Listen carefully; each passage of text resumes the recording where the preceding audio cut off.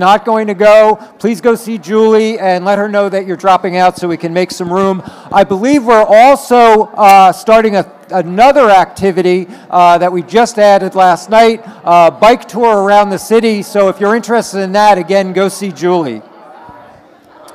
And again, the videos from yesterday are already posted online, and we're live streaming. So if you want to ping anybody back at the home office to tune in, please do. No one's listening. Nobody's listening. This place, it's on fire. The building's on fire. It's fire. It's totally, you're all dying. The ghosts are pissed. Oh my God, the ghosts. I see the ghosts. They're coming. They're mad at you. They're staring. To follow up on that, if you want to talk, you may go outside. Hello. Sorry to interrupt you. The coffee break is over. We got a tight schedule. If you guys want to continue to network, you can go outside. As Steve mentioned, we did add a biking outing around the lake. If you want to do that, you need to go out and sign up because we need to know how many bikes to reserve. We have a biking outing around the lake that will begin at 2 p.m. today. I can definitely be louder than you, for sure, definitely. I can totally be louder than you. I can totally be louder than you, I promise. If you'd like to network, please go outside. Okay, cool. We have the biking activity that we've added, which is going to be great. We have Top Golf today, which is going to be great. And the last thing we mentioned was the bus tour, which is going to be great. So let Julie know if you're going to cancel or add so we can plan for it accordingly. Steve, take it away. Thanks. All right, guys, please be respectful of our speaker who's coming up. So I talked to most of the brands who are coming, I at some point touched base with, and I love teasing out what's interesting about what they're doing. And when I talked to Gihan Amari Siriwardena from Ministry of Supply, he had a wonderful anecdote. And as we're going through all the different things that they're doing at Ministry of Supply, he landed on this one thing that they did with crowdfunding that really caught my interest. And I said, that's what we got to talk about. That's really cool. That's interesting. And what he was doing was, and he's going to tell you more about than I can, and better, but the ways in which they use crowdfunding as a way to research marketing and to understand the product development process, I think is fascinating. I think many of you know Ministry of Supply. It's one of the leading and best known of the direct-to-consumer apparel brands that have emerged in recent years. Gihan's background is actually in science. You're an MIT grad. And you guys actually have, this was a product, a fascinating product that was really developed with that scientific and engineering mindset. Please welcome Gihan.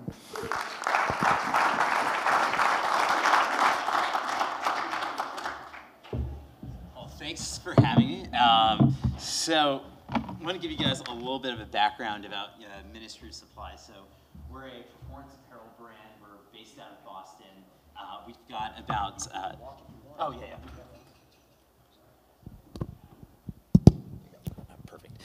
So we're a performance apparel brand based out of Boston. We make men's and women's wear out of performance materials, taking a lot of the principles you'd expect out of outdoor athletic gear, but styling it for the work week. There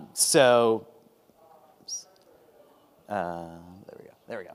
So the features that we really focus on is four-way stretch, moisture management, wrinkle resistance, machine washability. So these are all products that they're made to be wear to work. They're perfect for business travel, but it's all about bringing that comfort. And it's premised on this idea that we've had all this comfort in athletic wear, and it's relegated just to that hour of the day. And we've started to see it kind of move into our casual wear, what we wear on the couch, but never what you can wear on that red-eye flight from San Francisco to New York. So we make a variety of different products, from blazers to shirts to pants, men's and women's wear, but it's all really built on those core principles. It works. So we've actually tested our product in some extreme situations. We actually did a little stunt where we ran the Guinness World Record for the fastest half marathon in a suit for men and women. That's my fiance over there. So she set the women's record, and she's really putting it to the test and took one for the team there. But it goes to this principle of, how can we take these materials and this performance and really show that it works in real life? And in this case, this is a great kind of experience, activation. But how do we bring that to other platforms? And that's what I wanted to talk about today. And I know some of you guys are probably wondering, what's with the name? A lot of you guys have asked me about this. But our name's Ministry of Supply, and if you've ever watched James Bond movies before, my favorite part is when Bond goes to see Q and he goes down into the labs over there. Well, it turns out that Q is actually based on a real person named Charles Fraser Smith, and his cover was the British Ministry of Supply. So you can think of us as that lab over there and the geeks in the lab coats. So that's what we're doing. And so we started our brand off actually on Kickstarter about 7 years ago, and we launched with our marquee product. We call it the Apollo shirt. It's built off of a material that NASA uses in the lining of spacesuits to keep astronauts comfortable in the extremes of space. And we figured out a way to apply that into materials for dress shirts. So it helps buffer your skin temperature. And we took it to Kickstarter. And one of the great things about Kickstarter, especially back in 2012 when it was really starting to get some momentum, was that it's a community that really values technology and design. It's early adopters, but also it's a very vocal and engaged community. So we launched our video, as most do, and what we saw was there was some pretty good engagement. But we're getting some comments from our customers, and this is kind of what the first couple of weeks look like. Nice, kind of steady week-over-week growth, but we're seeing these comments from some customers. One talking about, everyone's talking about this kind of the purgatory on the subway, waiting for your subway train to pick you up and sweating through your shirt before you got to the office. And then there's a lot of questions about how does this thermoregulatory material work? Can you tell us a little bit more about that? And this is something that was really interesting about Kickstarter, was when you launch a product, you're getting feedback in real time based on what is resonating with the backers and the community there, and then also the questions that they have. So in the middle of our campaign, we actually recut our video. We took in those points of inspiration from our customers talking about that subway commute, but then also really tried to figure out how can we make this explanation, this space technology, something that's very accessible. So I'll show you a little clip right here. Oh, can you press play on this one? A typical workday morning. The commute, the summer heat. You walk into the office sweating, and it shows. Your body needs to adapt. Your current dress shirt just doesn't help. At Ministry of Supply, we're changing that. We're excited to launch the Apollo dress shirt. It's simply the most comfortable dress shirt you'll ever wear. To design the perfect shirt, we started from scratch. We needed something completely new, a high-performance fabric that dynamically adapts to your active lifestyle. So we went to the labs. As MIT engineers, we designed spacesuits that regulate astronauts' body temperature using what's called a phase change material. We used that same technology in the blend that became Apollo. We're literally taking technology from space and putting it in your shirt. Imagine you're outside on a hot day. Apollo has the power to actually absorb and release heat, like a battery. And by pulling that heat away from your body, it leaves you feeling much cooler. So when you get back into that AC'd office, instead of shivering, it releases that heat back to you. This keeps your skin 1 to 2 degrees closer to where it should be. This is huge. So after this, this is what our trajectory was in terms of backer support. And then after the change in the video, we really were able to shift that. And a lot of that was attributed to, one, better communication, and then also for press to actually understand how to message this product. And so we learned a lot of things. You're gonna have to forgive the production quality. We were college students with like a DSLR and an intern. So that was kind of where we started. But what we learned was that it was a very kind of low quality video from a production standpoint, but really focused on iterating the communication and the messaging. So we ended up becoming the most funded fashion project at the time, and it really set kind of the basis for the rest of our business.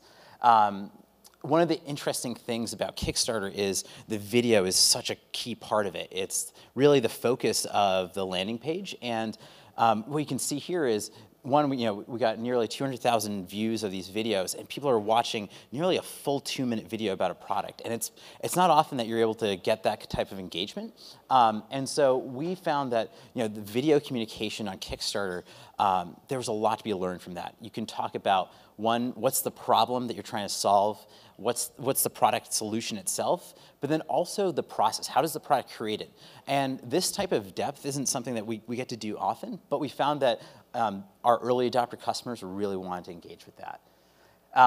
We launched another campaign. We did some socks. We initially launched it with actually this pressure mapping that we had done on the insole. Turns out customers really cared about the fact that we use coffee grounds to absorb odors and keep them odor-free. And so this ended up becoming, the way we pivoted the marketing messaging based on customer comments. And this is really what helped this campaign do really well. So in our first couple of years, we really relied on Kickstarter and PR to really drive awareness for the brand. And a couple things we learned, again, were use those comments to actually guide and iterate your messaging. And the other part being, how do you keep your creative nimble enough that you're not, there isn't this kind of like debt that's in, I've shot this, big video, but I can't recut it and be able to tune the messaging. So figuring out a way to do that. And then lastly, just really looking at video as a product education tool, being able to explain the technology and go that layer deeper. And then, just like the folks from NBC were talking about yesterday, you get to this point where you're trying to figure out how do you scale, and we were kind of struggling. How do we get beyond Kickstarter? We were relying on a lot of podcasts, press as well, but display wasn't working for us. It's hard to kind of capture the whole communication or the whole value proposition, just one picture. And so we went through this process. We went through kind of a rebranding, and we shifted a little bit away from kind of that technology story more towards a lifestyle. And you can kind of see this here. These are some snapshots from our Instagram a couple of years ago. But here what we were talking about is dress smart, work smarter. And it's kind of this idea of how can we make work clothing cool. And it turned out, we have 7 stores across the country. We actually kind of tuned what they looked like to be a little bit like a WeWork. The idea was people could come in, they could, you could work while you shopped. Turns out work leisure isn't cool. People aren't excited about talking about work or coming in and shopping and working. So this was a thing where, while this had worked in a lot of other arenas, mixing banks and coffee shops, et cetera, it didn't work in this use case. And one of the interesting things was, when we had done a lot of our kind of email appends, we had actually looked at our whole subscriber base. And we thought our customer base was, late 20s, early 30s, and we kind of shifted our brand based on that. But it turns out that if you actually looked at real purchases, the actual customer age is 10 years older. And knowing that, we were able to shift our strategy and really focus on the fact that our customers were looking for a premium product.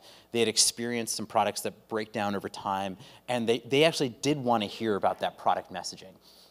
So that was kind of phase 2 of our company. And we learned, lifestyle communication can be crowded. And that product marketing for a brand like us was really important, and that was part of our DNA, and we didn't want to lose that. And what we looked back at is what was the process that got us here? In the web sector, in a lot of software development, they talk about waterfall versus agile. Back in the day when there was box software, people developed software like this, which is a waterfall. You design it, you build, and then you release it. And the challenge is that you're just going on this one trajectory, and if you're off by a degree, by the end of it, you could be off by several miles in terms of what the product expectation is and what customers are looking for and what you've actually built. And Agile is all about these sprints, right? Going through these mini cycles in a shorter period of time, but constantly validating, is this what the customer wants? And we really wanted to go back to this. We're engineers by background, and in the fashion industry, this isn't typical. It's actually, most of the time, it's, a designer designs something and it goes runway to rack, right? And the end is, there's a lot of product that gets, liquidated at the end of the season. So this is how we wanted to really stay on target and make sure we were designing what our customers were looking for.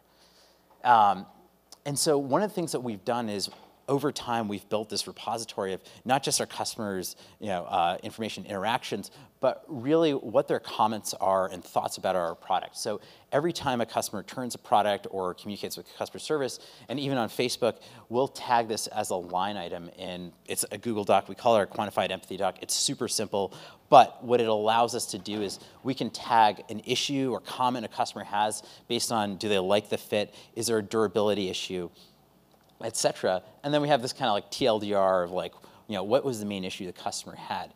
And what it turns out is it gives us this way to look at our entire product line as a snapshot, look at this heat map over here, and figure out what is resonating with customers. And we actually use this as a point of inspiration for our advertising, because we know what is resonating with our customers, what they're talking about, and what are the things that they really believe in, and also what are the issues that they're having, so we can improve that from a product standpoint.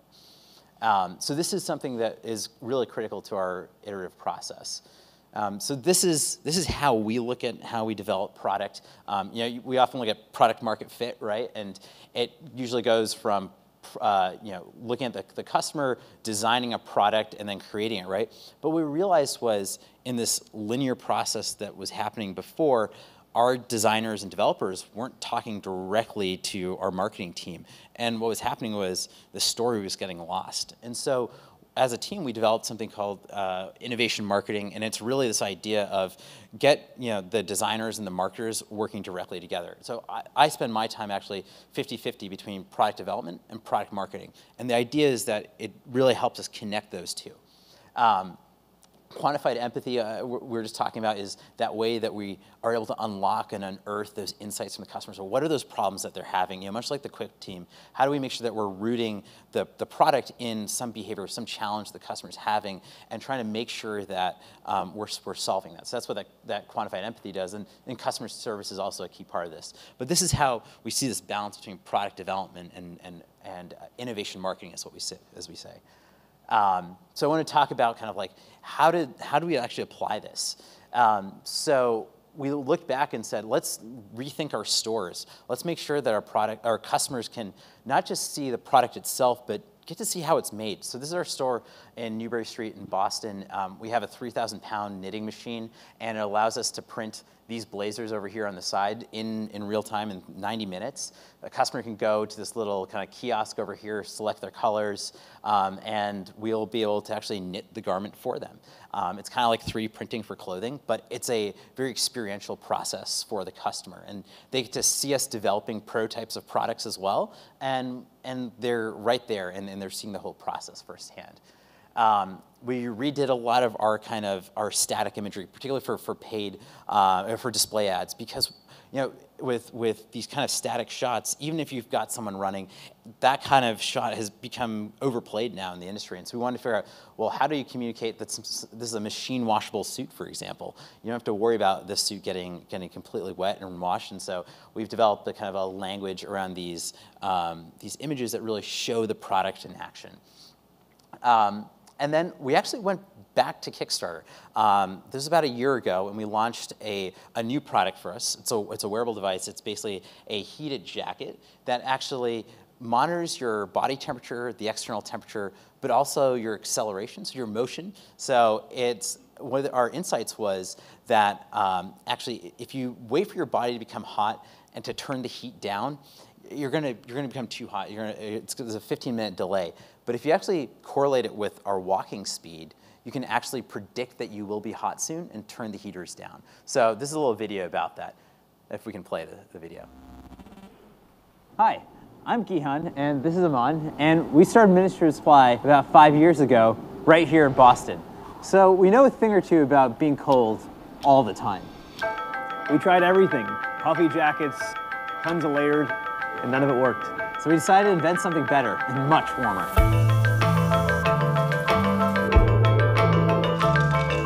It's an intelligent heated jacket, our most ambitious project ever. So to create the intelligent heating system, we started off with 3 carbon fiber heating elements. The system is controlled by our custom chip, which allows us to integrate our temperature sensors, accelerometer, and also communicate to an application over Bluetooth. To use the jacket, it's super simple. You just plug in this USB battery and the jacket is in automatic mode. To control the temperature, simply turn the heat up or down or leave it just as is. The way our machine learning algorithm works is it looks at what is the temperature that you want maximum heat, and then what's also the temperature at which you want the jacket to shut off. Based on your input, we can create the ideal performance model for you.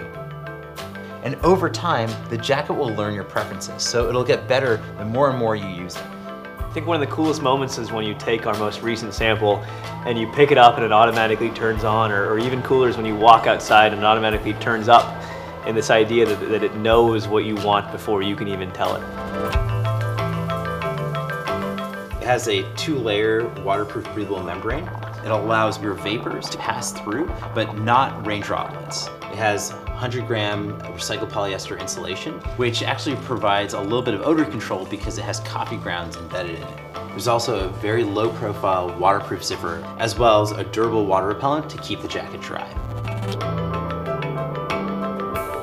We wanted something that looked just as comfortable in the city, but also had the protection for the mountain. To keep a really clean profile, we use ultrasonic baffling to keep the insulation in place. But it also allows the whole garment to stretch, which is really key. The jacket also features an easily removable hood.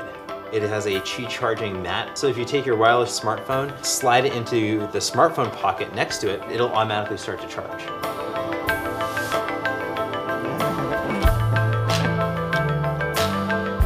It's taken us a few years of dozens of prototypes, countless hours of garment development, but also kind of technology development to figure out how to create each of the components for these, hundreds of wash cycles on a machine to make sure that heating pads don't erode, color fastness tests, washability tests, everything you can imagine to figure out how to make each of these components so that when we bring it all together, it's truly both beautiful and indestructible, which is a tough combination to find. This is the first time that we felt we could actually create a garment that got better the more you used it and make a garment that does a better job at what you want it to do. So for the jacket, it's keep you warm. That's what the future of kind of wearable technology should be. It can seamlessly work into our day and in many cases anticipate, the functionality that we need. So that was our Mercury jacket. It did quite well. It was featured now in the Museum of Modern Art, and we're actually presenting at South by Southwest later this week with the jacket. One of my favorite features is we figured out a way for Alexa to actually be able to turn the jacket on. So if you're walking out the door and you're wondering what the weather is, you can tell Alexa to preheat your jacket. But like you can see, this is a new category, and one of the reasons we wanted to go to Kickstarter was we had taken this 5-year hiatus, and it's this community that really values technology and design, and it allowed us to figure out those features that really matter to them and help us communicate that in terms of press and even tune the product before it went to production. So we've tried to take those principles to our mainline product and the way we generally market. And so one of the things that we've started to do is we use a lot of digital rendering, for example, and what we're doing now is we're actually showing customers kind of pre-renders of product, asking them feedback. You can do Instagram polls, for example, and get insights as to whether someone likes a silhouette, what their preferences are. And what we've found is, in most cases, we're 90% of the way there, but there's those reasons not to buy or those little things that actually help boost the storytelling that really come out through those gut responses that customers give you.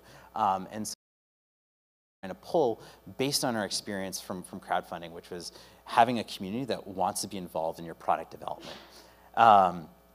The other thing is, well, now that we know those videos worked really well in terms of product education and showing how the technology works, and now with a lot of Instagram video and Facebook video, we've been able to port that over to other channels as well. So let's play this video right here. We've got a couple videos, one that show kind of these side-by-side tests so customers can see the product in action. Yeah, we can play that one, yeah. And then this one's more of kind of a lifestyle video, but one of the things we heard from a lot of customers was, it's such a challenge to just get out of the door in the morning, especially if I'm traveling somewhere else, I've got kids, that there's a lot of different things that are going on, but my clothes need to look crisp out the door. And so this story we kept on hearing from our customers, and that's what we actually turned into this little video over here. So we have a variety of different ads that kind of show, very much in the kind of the Kickstarter way, one, explain the technology, and then show the application of the product in real life. Yeah. And so we only started doing this actually about 7-8 months ago, and the result was kind of astounding. It allowed us to actually cut our CPA in half, and we were able to shift towards first purchase profitability. And a lot of that is through this combination of, one, making sure that the product was what the customer is looking for through that engagement, but then also that we were tuning the messaging to exactly what they were looking for. So I think kind of the big thing we've learned here is that we need to think about product development and marketing as kind of one, that they should be integrated together. And when they work in concert and your teams are working together, you can really get to a kind of a true product market fit. So yeah, so that's all we had to talk about. But if there's any questions. Yeah, thanks.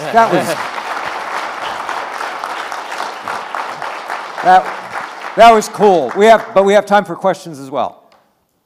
Yeah.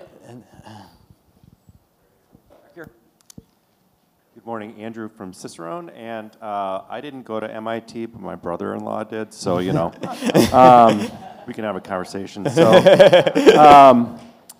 do you have any protected IP? Because this is a great licensable technology, I would think, to any other, to a North Face or anyone like that. Yeah, a lot of our IP lies around the machine learning algorithm that we use on the jacket and the circuitry that we use there. And then for our robotic knitting, we've recently launched a system that allows us to actually tailor garments at point of sale. So it's something where we can actually pre-print garments in advance, and then we use a heat gun basically on a robot to actually tailor the garment in real time. So that's really where we've tried to focus our IP on, is these things that change the experience for the customer, whether that's through wearables or the retail experience.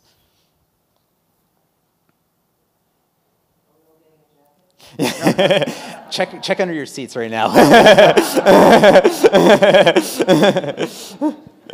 Gian is going to be running the roundtable on this very topic of product development as marketing at the end of the morning. Yeah. Gian, thank you very much. That was really cool.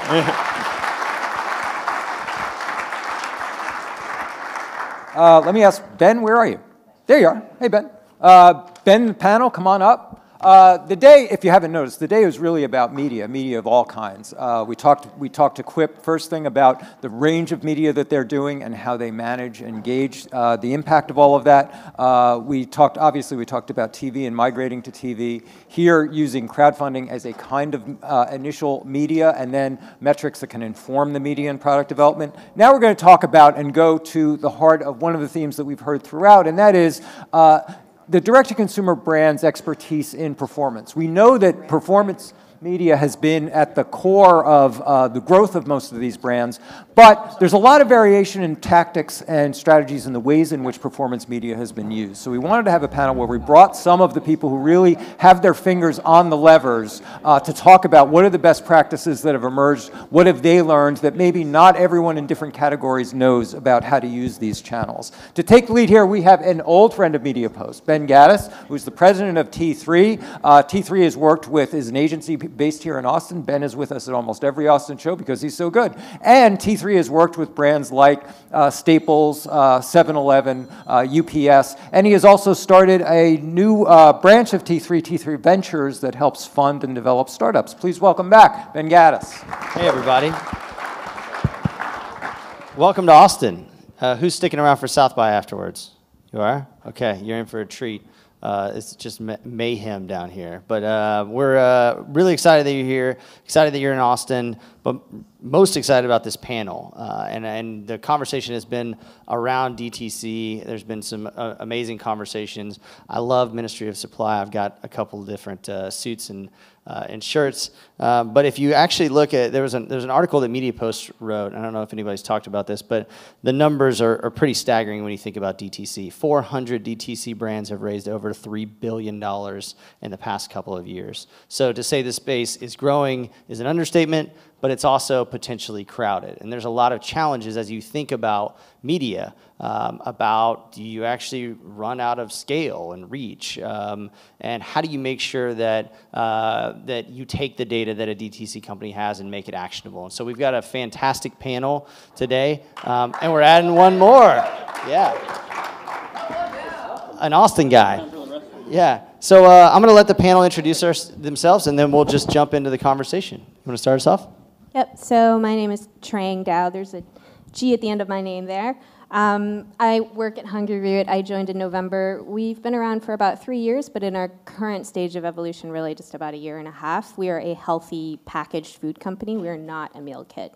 So what we do is we sell directly to consumers healthy, pre-prepped, packaged foods. When you sign up for Hungry Root, what you do is you tell us your preferences, your dietary restrictions, why you might want to change your lifestyle or be healthy. And we send you a box every week with grocery staples that can be easily made into meals in 10 minutes or less, or used, on your own or for breakfast, lunch, and dinner. Our mission is to make it really healthy, or really easy for people to eat healthy, no matter what reason it is, right? Maybe you're a busy parent, maybe you are diabetic, maybe whatever reason, we're there for you.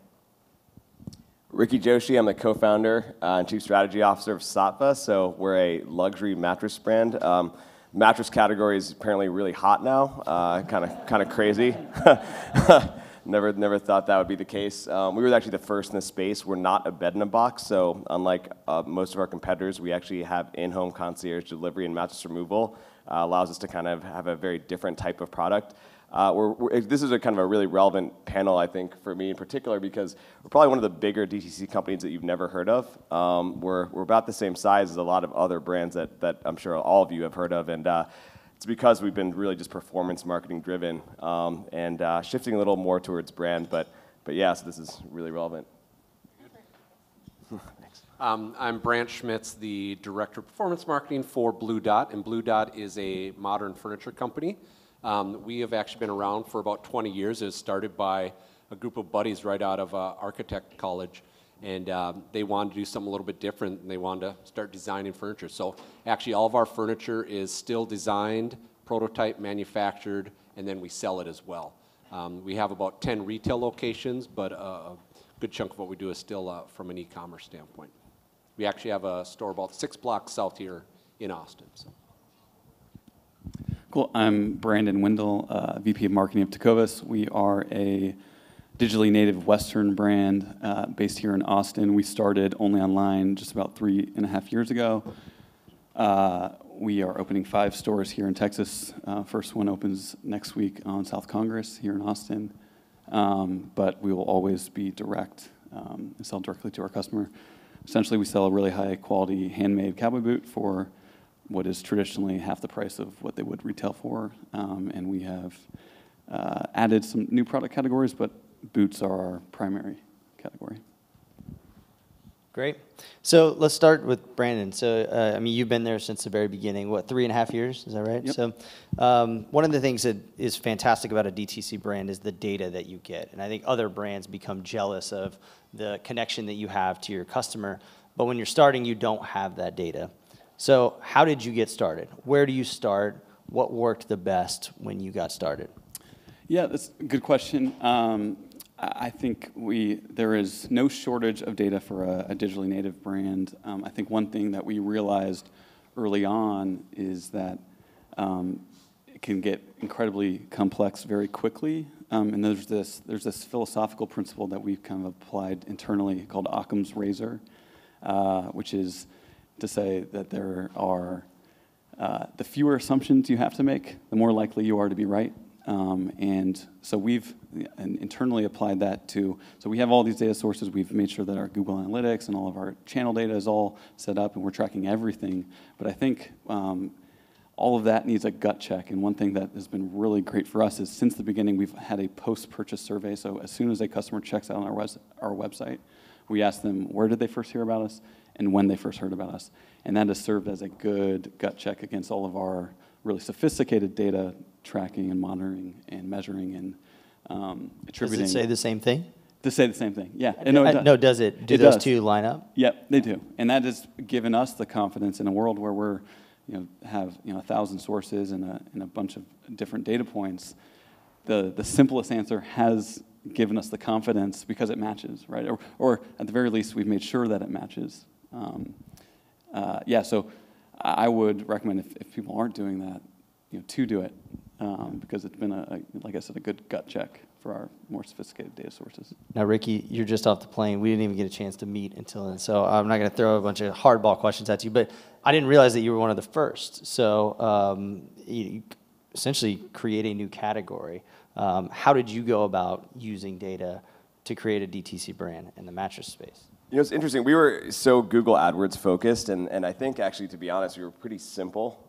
In the beginning, you know, we just plugged into Google Analytics. We spent a lot on paid search pretty quickly, and I think over time we just basically added more complexity in terms of our overall marketing stack. But in the beginning, I think it was actually pretty straightforward.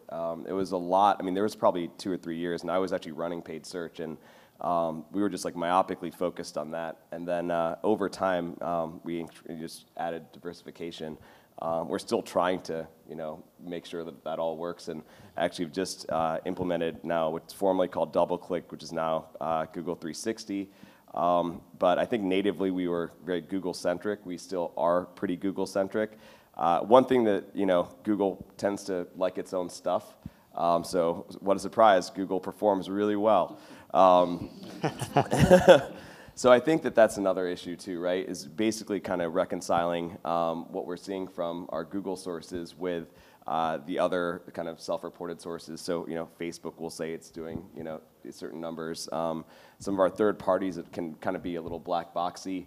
Also, you know, we kind of have to trust them. We do a lot of testing to try to figure out when things kind of don't seem to align. So we'll do some geo-testing. We'll do time over time testing. We'll, you know, we might spend, you know, heavily on Facebook in a certain city or geo or split the country. We'll see what that will do overall to lift. So we just try to do lots of different things. Got it. Brant, so you have a very, we talked about it, beautiful furniture, high price point.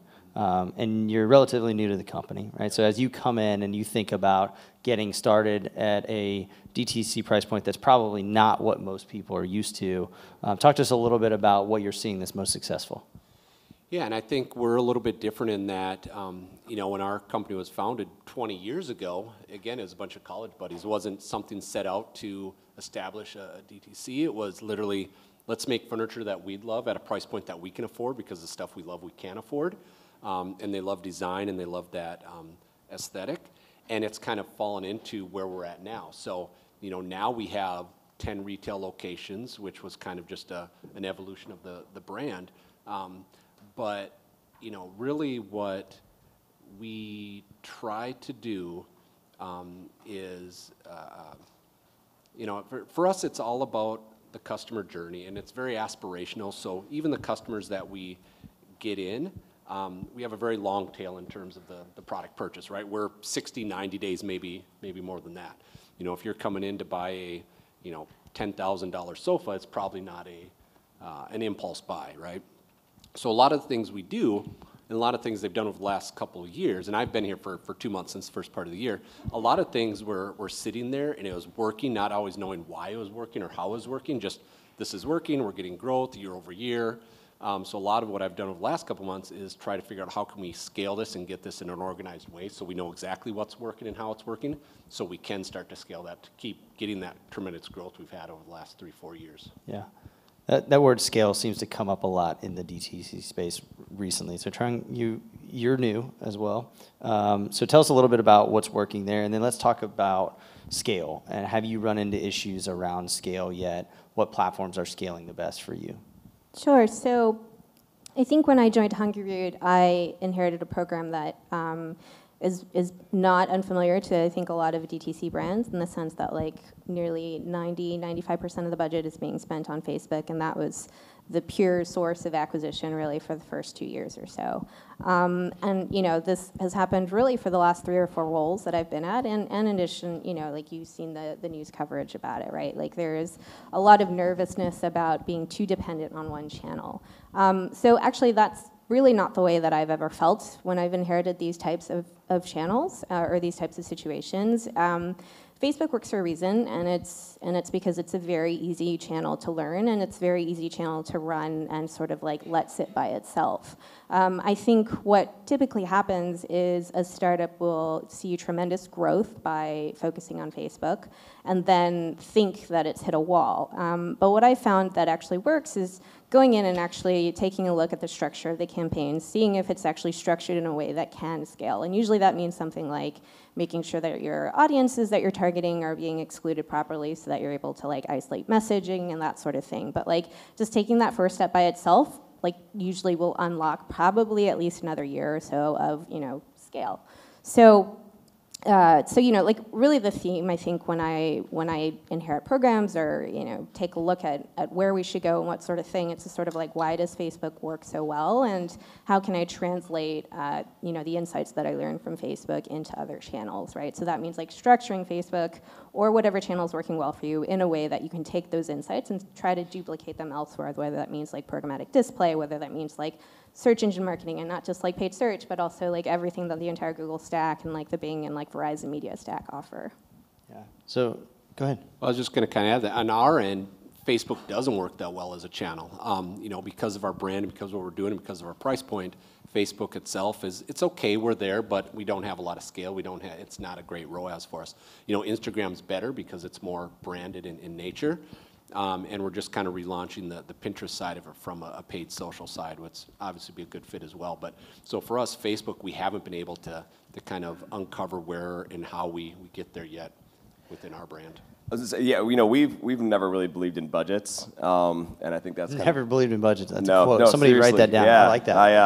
That's a really you can be an agency guy. That's the best thing I've ever heard. Yeah, I now I'm like having to start. I have to like kind of segment out various spend categories. But really, to be totally honest, we got to 200 million in revenue. Just pressing the gas. We saw positive ROAS. We were profitable. We just kept pressing. There's no reason to stop. And I think that philosophy has really gotten us to where we are today. Is it still? Can you still do that, or are you hitting scale challenges right now? So one thing that we've done to sort of get around the scale challenge is actually increase our AOV. So adding ancillary products has been huge for us. So if the auction goes up 20%, well, if I have a higher AOV of 20% and I can start selling sheets and pillows and comforters and whatever, all of a sudden I kind of have a little more ammo when I go into an auction. So increasing AOV has allowed us to kind of surmount that challenge. That makes sense. So Brandon, tell me, when I first heard about Tecovas, I was talking with somebody and they're like, this is like peak DTC. Like, who is going to buy cowboy boots online where there's like 6 people in Texas that might do that? You guys have scaled pretty damn fast. Are you running into any challenges with that, or do you just see the market? What channels are really working well? Yeah, I think we've always had the constraint of being profitable. So we started 3 years ago. We were spending $5,000 a month online. Now we're spending over $3 million a month online. So our strategy has inevitably had to change. But one thing that has always been the case is that we've identified what the lowest hanging fruit, meaning where are we converting customers the most cheaply. And our average customer, our median customer today is 60 years old. But that has been self-fulfilled by us identifying where we're resonating and most quickly and most cheaply. But what has ended up happening is as we've tackled that low-hanging fruit, we've moved down to a lower demo who's more costly to acquire. But we have enough repeat purchases from our core demo who's supporting that. And we're constantly reassessing where's our lowest hanging fruit, how are we, and then what is the next lowest hanging fruit, and then just kind of identifying that and moving, progressively climbing the tree and grabbing the fruit, as opposed to, kind of spray and pray and just taking these things, as they are. Right. Just to jump off on that point, actually really interesting, we have the exact same challenge. So we do well with an older audience, 35 and older.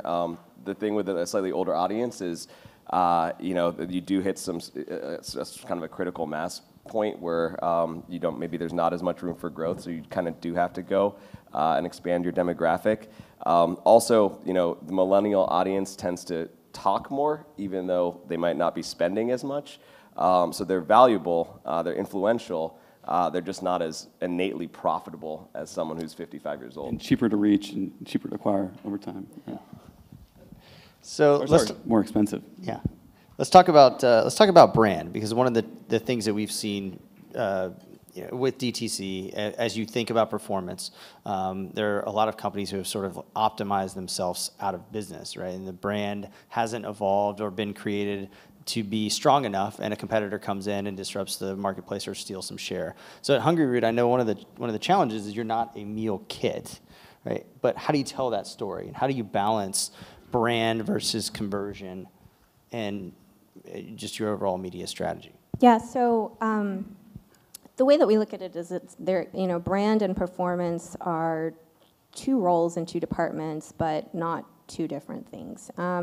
It's not really a balance, it's just really finding a way how, the two can mesh together really correctly, right? So, even though we do have a brand team and the focus is really for this quarter, trying to get the message out there, trying to figure out what we actually need to say so that people understand in the tiny ad space that I have, that we are not a meal kit, that we're a healthy direct-to-consumer packaged food company, and a lot of that is, being able to showcase the lifestyle, being able to, communicate through like all of our customer interactions and customer service, being able to collect as much data like at every single touch point like that's possible within the customer journey, and figuring out like how to use that and sort of bounce that back and communicate again like, hey, like, do you understand that we are not a meal kit? Like, are you using us as a meal kit and that sort of thing? And then like using that data to again feed into our messaging and our positioning. But to answer your question again about how we balance brand and performance, so I have metrics for every brand initiative that we have. So I do value view through attribution. I do use multi-touch attribution. I also run like holdout and lift tests like within each platform specifically, so that I actually do know the value of a first touch point within a particular channel versus another, and then I weight them differently. So everything that we do again, like that is meant to have an objective of awareness or anything like that, like I'm measuring that against using like brand surveys, using like brand trackers, using like lift of visits to sites, using like cost per visit, and like not and taking that all the way through the funnel. So, Brant, when you are buying a $10,000 couch, I assume brand has to come into that at some point, right? Yep, starting with the fact that it's not a couch, it's a sofa. Okay, yes, sorry about that. But we practiced that earlier, and I totally screwed it up. It's a sofa. That's right, that's right. There's a certain amount of air that has to come with it. No, and like I said, our founders are still there, and they're designers and architects at heart. And so they're willing to test and try a lot of things as long as it stays true to our brand and what we are as a company. And we have kind of our 10 staples as a company that we try to adhere to, and brands right at the top of that. So even as I'm looking for partners that I can work with, they have to realize that, I can't just do a lot of buys and, splatter the internet with a bunch of display ads, because I know it's not going to work for me, right? So certain sites, certain demographics, just it's not going to be our customer, because we are at such a different price point, and the fact that it's modern furniture kind of puts us in another threshold, right, where you have to really enjoy the aesthetics of modern furniture and the lines and everything else. So it puts us in a different place. But it also makes it fun. I've done the other side where it's lower price point, and it's kind of fun to be on this brand side of it, where it's more. Yeah, I'd like to jump in just quickly. I think there's a lot of tension, obviously, between performance and brand. Performance is very quantifiable. Brand is really hard to quantify. But so long as you can align and set a brand standards that are kind of the guardrails to operate within, and all of your Facebook ads kind of fit within that, you can build a brand while performing. And I think what we've done is make sure that every single ad that we're running is within a brand guidelines and fits that, and then just relentlessly focus on performance. Well, and I think you kind of started talking about all the funding dollars that have gone into the space over the last couple of years, and we're not in that space, so we're not held to the same requirements, right? So we're a bootstrap company that's now been profitable for many years, but we don't have we need to get to an X return or we need to get to a certain level. So we can still be comfortable to say that our brand is of the utmost importance, sometimes over revenue. Got it. So one of the things that when we're on a panel, one of the things that panels can be, we talked about this earlier, they can be great or they can be terrible. I think the best panels are the ones that leave you with something that you can actually implement going forward. So let's go down the line. Most successful thing that you've done in the performance space. What is it? Give us a tip, give us a trick, give us something that the audience can actually use. Which way you want to start? Whoever. So this is going to look like a shameless plug for an audience member, but we have been a performance marketing focused company from the get-go. We have reached limits and scales in all of our channels. One channel that we were always excited about but never could really afford or really, we didn't believe that we would have the same sort of information and ability to control the outcomes as we did on all of our digital channels. And digital was our core competency. I'm getting to TV, which is I would strongly recommend that everyone here who's interested in new channels and TV in particular talk to Tatari. I know they're a sponsor here, but this is, I had no idea that they were a sponsor. They have taken something that was a complete black box and meaning TV, and where there's a ton of markups, where there's brokers selling TV spots to other brokers, and then you have no idea what you're actually paying for. And then they've completely made pricing transparent, and they've also they've provided the information that you need to make decisions on an ongoing basis, which is really what any performance marketing channel you need to be successful. We are spending now quite a bit of money on TV, and we started with only spending 25 grand, tested our way into spending a lot more. We're spending a lot more. But the point is that you can, with them, and it's just, we search the market for the right partner here. With them, there's really low barrier to entry. You can spend 25 grand and learn a lot, and then progressively spend more as you feel good about the performance. And all those levers are there. I would strongly recommend, if anyone's interested in TV, you can crawl before you ball, so to speak, with Tatari. Ricky? Yeah, we've just done a lot of sort of interesting things with Google paid search. I think one thing that's been working for us lately has been using machine learning for the long tail, but then doing a lot of manual bidding still when it comes to sort of our core competency keywords that are just driving a majority of our traffic. We found machine learning just wasn't weighting things the right way, wasn't taking seasonality into account. And I know Google's going to just get better and better with sort of machine learning, but right now we sort of felt that machine learning is working great for long tail keyword number 50, but for number 1 or number 2, we just want to really kind of stronghold and kind of hold on to that. We've done a lot of really, really interesting things with targeting. Everything from zip code targeting, time of day. Those things have made a tremendous impact in the efficiency and success of our programs. We're always tinkering around with trying to do those sorts of things, testing various demos. I think between targeting and then just kind of figuring out machine learning, I think that's been successful for us. Trang, what about you? I guess when I think about D2C and growth digitally, I would say that the best approach is to recognize that you should own your customer data, which sounds obvious, right? And we all know the best practices about making sure that you're collecting it yourself and that it's your own first-party data. But when we talk specifically about the major advertising platforms such as Google, Amazon, Facebook, Verizon Media, the news tends to talk about them as though they're walled gardens, which they are, right? They have an incredible, rich source of data that all of their users are sharing very openly, and they translate that into advertising for you.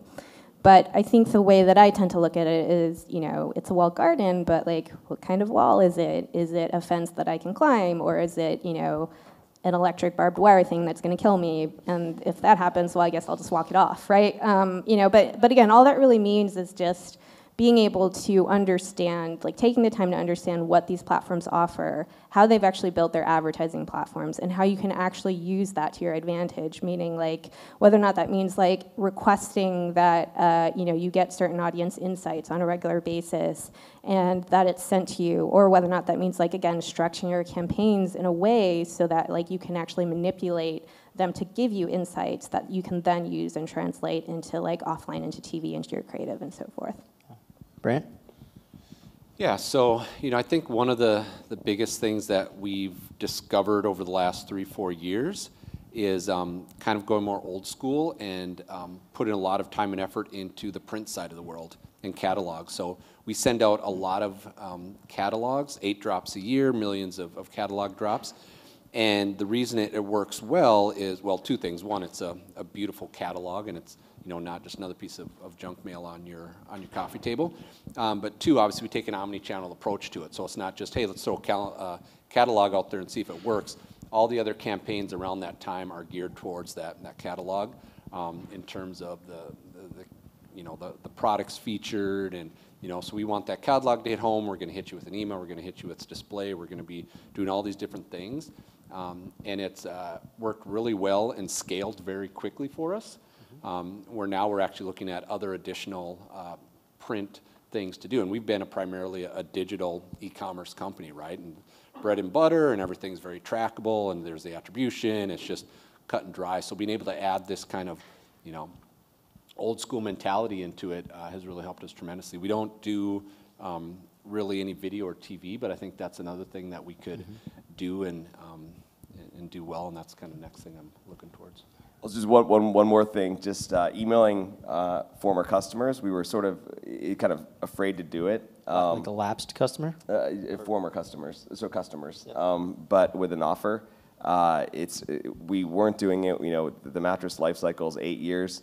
I was shocked by how many people who bought as recently as a year ago, if you give them $75 or $100 off, will go and make a repeat purchase. Really interesting. So let's talk. Ricky, do you have stores? Not yet, but we're opening? actually launching. Okay, so everybody on the panel is at some point in the next year opening up a store, probably. What's the role of store, and how do you see that? I mean, obviously, you want to see and touch the furniture, but as you think about mattress, how are you going to do stores different than your competitors who aren't D2C? We have a lot of data, so we know where our customers are. We have a lot of information, and we know what zip codes work. We have a lot of conversion data. I think we're in a nice position with stores because we have a pretty high AOV. When people always ask, by the way, when how are there like 10 billion mattress firms everywhere? They're like McDonald's, right? And the reality is you don't have to sell a lot of mattresses to do pretty well. You just sell a lot of burritos to make $1,000. You don't have to sell a lot of mattresses. So I think we're positioned well when it comes to stores just in general. But we're actually looking, I think there's some data out there, but we really want to increase the entire sort of local radius around a store. So we feel that if we can put a store in a place like Austin that converts really, really well for us, and we can improve that e-commerce conversion rate, as well as sort of kind of pay for it, or even just break even on the store, we're positioned pretty well. So I think a big part of the story for us is increasing just the overall region around the store. Yeah, we use our stores as kind of a one big billboard, right? So the places that we have stores, New York, San Francisco, Austin, Seattle, they're places where our customer base is at, and all of our retail locations have, we're always on a corner, we're always wraparound windows, so you get that, 2, sometimes 3-sided view into the store. You can see everything in there. And we definitely use it as a branding aspect. Yes, it's the touch and feel, and people like to go and sit on that before they purchase it, but within those markets, it's just a branding component too. All right, we got one more question, and then we'll go to the audience for some of your questions. What's the thing you're most scared about as a DTC brand today? What's the thing that keeps you up at night? I guess to bring it full circle of what you opened with, it is that DTC is very, very crowded. And so, brand may figure something out, and then all of a sudden everybody is doing it, and then the understanding of the concept and sort of like why it worked originally might get distorted, or people, it's like sort of a game of telephone. So I think for me and for my team, I always try to caution against relying too much on sort of like what everyone else is doing, right? So listen and be aware of what else is doing, but then actually think about whether or not it would make sense to do for our brand in particular, and like our stage, our exec team, our investors, like all sorts of things. Like every brand is different. Ricky, what if I tell you, Ricky, I say Amazon's going into the luxury mattress category? Does that scare you, or is that? Does it help? In that like particular question, not as much. I think that the buyer on Amazon is just kind of a different type of buyer. So people on Amazon tend to want product quickly. They maybe not necessarily focus as much on quality. We see on Amazon a lot of ancillary mattress product is purchased on Amazon. So like pads, and it was kind of interesting is if you actually go and just type in your product. If I just type in mattress and you see what autofills on Amazon, it's all the other stuff, right? So it's toppers and pads and things like that. It's not really luxury mattresses. So Amazon is one thing. I think one thing that we've had an issue with is, we have a lot of people in this space. There might be 175 mattress companies now, if not more, and not all of them necessarily tell the truth. And there's no internet police. Unfortunately, we have brands that are out there that are just sort of not necessarily being really authentic and sort of just not. They're lying. And we have to kind of battle that every single day. We feel that we have a great product and probably the best product in the space, but we have a lot of competitors at lower price points who are saying that they're the best mattress in the world and might not be. And that's just something that we have to face. Brant? For me, I'd say probably trying to scale, right? So we're a niche product within furniture. We're a higher price point. We've tried and tested a lot of different things. We've found some winners and some that weren't winners. But how do we continue to scale and kind of drive that top line revenue? So for me, that's the big thing. I'm not as worried as much about competitors because I think we're a little bit different in the market. I think we got a great story that we can communicate, but it's just how do we keep feeding the beast and make it still work and be profitable for us. And Brandon, I can't pass this up, but what makes you shake in your boots? Honestly, it's our ability to merchandise outside of just boots. I got the jeans. The jeans are great. The jeans, great. Yeah. I'm wearing our jeans as well. Yeah. So boots are a great product. Our customer on average is buying a new pair of boots every 2 years, and so obviously there's that will support the business over time, but it will take quite a bit of time. So we have merchandise outside of just boots, but our ability to continually do that is somewhat of an unknown. Okay. Steve, you want to go to audience questions? Let's go to questions. Everyone over here? And over here. Hey, really quick, I'm very curious. Is there? So Herb Jones of Fracture. Really quick, regarding the retail locations, have you guys seen any kind of correlation between like setting up a retail store and like an impact on online metrics like conversions or traffic? Not negatively for us. It's correlated nicely, so no. And then you're setting them up. Ask him next week. Yeah, but I will say we did have we do have some data to go off of. We had a showroom here open for a year. Frankly, it was too small of a space, so we closed it down. It was becoming a negative experience because it was too packed. So we established some benchmarks, basically a baseline within a geo for our performance marketing metrics digitally, and then we were curious about the same thing I think you're wondering about.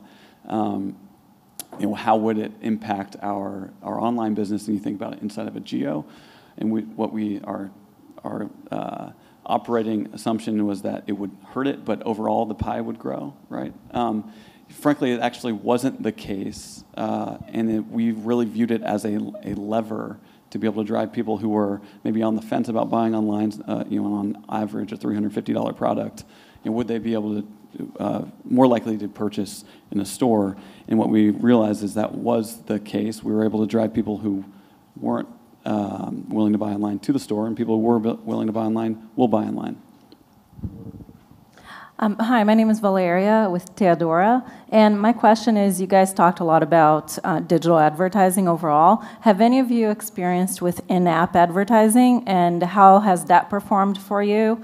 And what can you share with smaller brands in terms of the learnings from that and whether or not we should check it out? Yeah, I can answer that. We have some experience.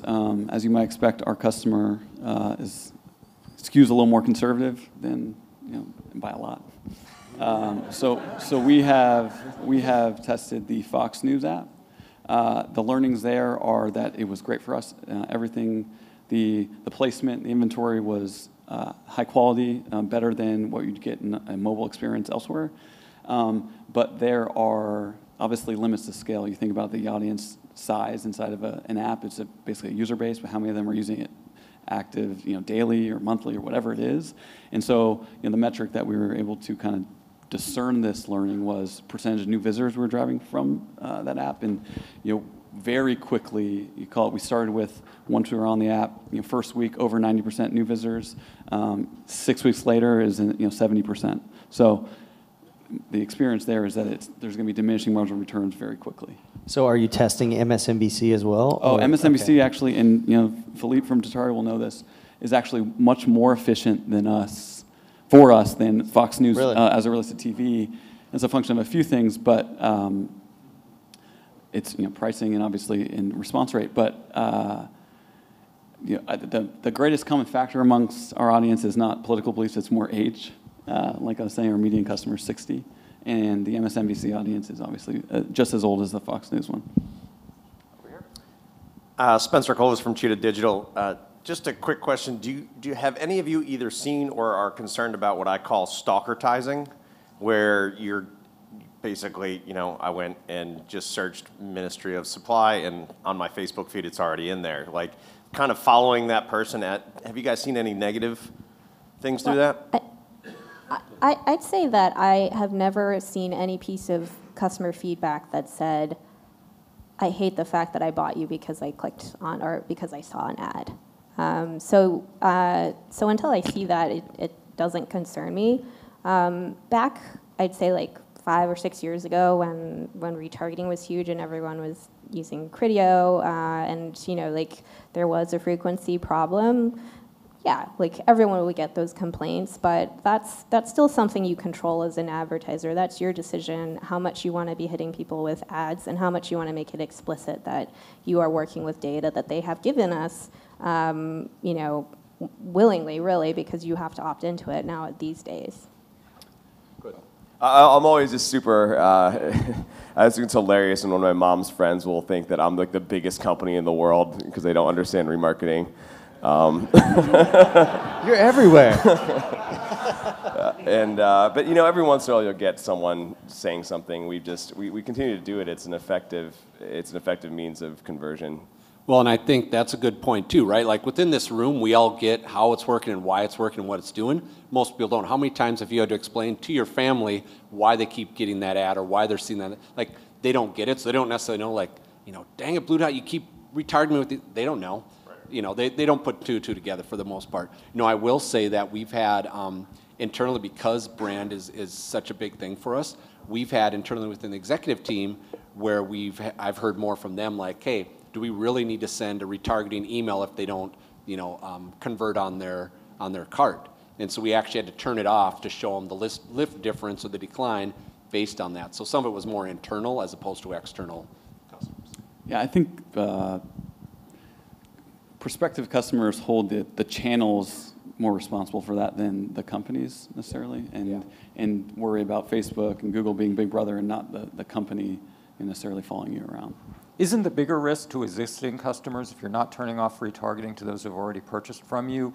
It inherently raises the question with them, well, how well do you know me if you can't even tell that I already bought from you? Yeah, we run into that, and we try to be pretty diligent about shutting it off when there's a purchase. Yeah. We're going to talk. Oh, we got one. No, let's go. Hi, Dan Kidd from Data Wallet. We touched on a little bit on Trang, especially you with the first-party data and all the stuff you use there and the permissioning there. But in the broader perspective, there's a lot of changing regulations around the data sources with GDPR and then the California privacy law coming into effect. How is that affecting your planning going into next year, and how can you adapt to those changes? Yeah, so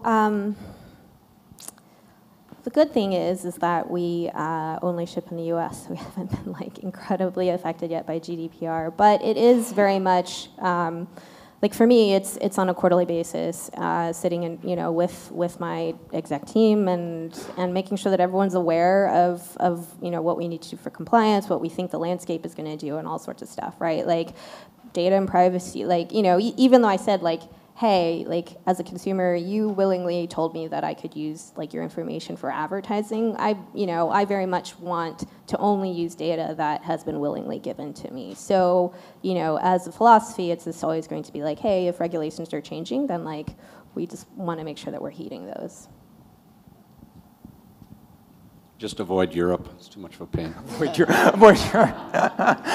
There you go. There's advice. But even U.S. and Canada, right? So the email laws between the two are vastly different. So you just have to be aware of it. And we not so much at this, but at my last company, we actually pulled back on some of our marketing to Canada, just because it didn't outweigh the legalities and the process and everything to do it. So there are certain parts of our marketing that we just didn't even bother with Canada doing on some of it, just because it didn't scale anyway, and why give ourselves the additional headache?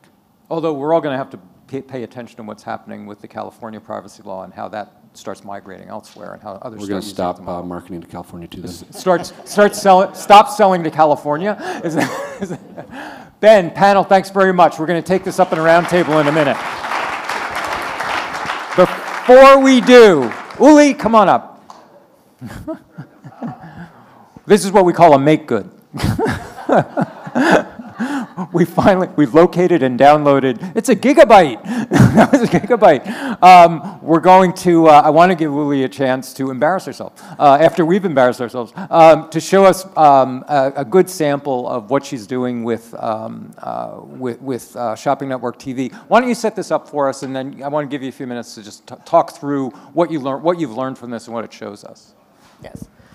So this 30-second is really about that I didn't really know what to say, because I'm not very good on air. I have no experience, and it's still sold out. And I think it's the authenticity that we've found the first time that with a paid on-air personality just didn't connect with the audience as somebody who actually came up with the idea. So this is the segment. You explained it to me this way, and I thought it was really fascinating, that an airplane is biomimetics. It's using nature's wings of a bird. Yes, exactly. Right? So you're using what nature's doing, but harnessing it, right? Yeah, exactly. What works in nature, because nature is perfect. It really works perfect. So what you want to do is you want to mimic that perfection. And what we know about the outer skin where skincare lives is that it actually renews itself. So I just have an update. Did you tell me that Daryl, is it gone? It's sold out. Oh my God. They were surprised too. So it's completely sold out. Yes, and I want to share, I just want to invite you, please, to write reviews. Can you give the Instagram account? Because I know that you're all very active on Instagram and you do look at it and answer it. So is it just, what is the address? For more skincare. So they, in this case, they also promote heavily your social, because we had nothing else to talk about anymore with the product, and they had to change the programming. So, but I just wanted to bring this example. I think you did just fine, by the way. Thank you.